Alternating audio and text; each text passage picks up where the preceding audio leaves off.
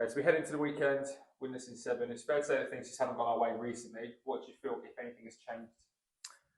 That's a very good question. The intensity to our game hasn't been the same in the last 3 or 4 weeks, I'd say. That's obviously shown in the results as well. So we've got 5 games to go. It's our penultimate home game. So for us, we've got to go and put performance on that does us credit, because for a large part of the season, we've done okay, could do better.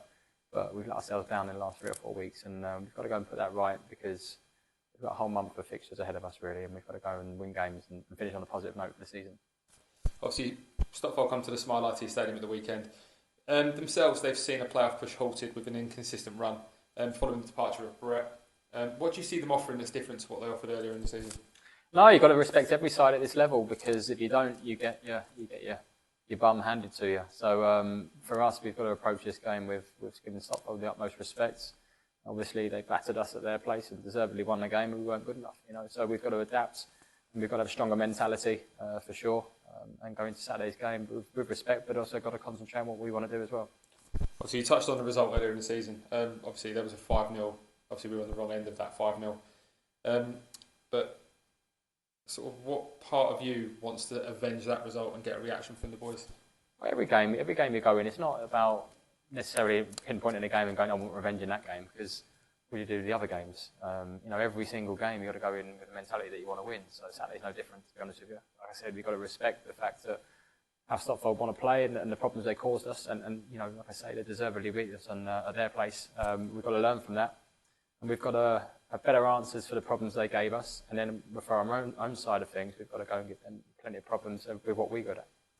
Obviously, moving on to just a little bit different, but obviously, it's no secret I'm new here, but obviously, a number of players have come through the academy in recent times, Joe Nardelli being the most recent. How proud are you to see this? Yeah, it's the model that we want as a club, trying to bring through, one, sustainability. When you talk about league positions and stuff like that, you do have to take into consideration, just what people are paying, not just at this level, the level above, the level below, and in non-league football as a whole. So I think when we came into the football club 5 years ago, we were tasked with trying to make a sustainable model. The young players have done extremely well, and Joe coming into the first team is on merit, and he done well in the game as well. So hopefully, he's got a good chance of starting on Saturday, potentially.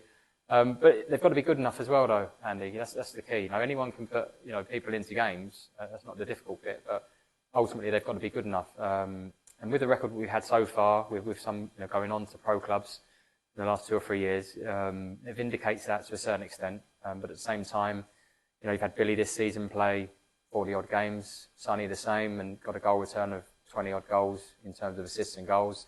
So for a 17, 18-year-old going into step 4 for the first time, that's a good return. And these boys are going to get better.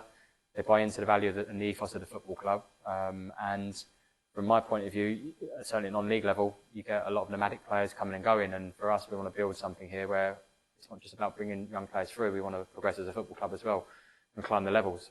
So that's not going to happen overnight. But at the same time, we've got to be aiming to push on in the league as well. So in answer to your question, it's really proud to see players come through.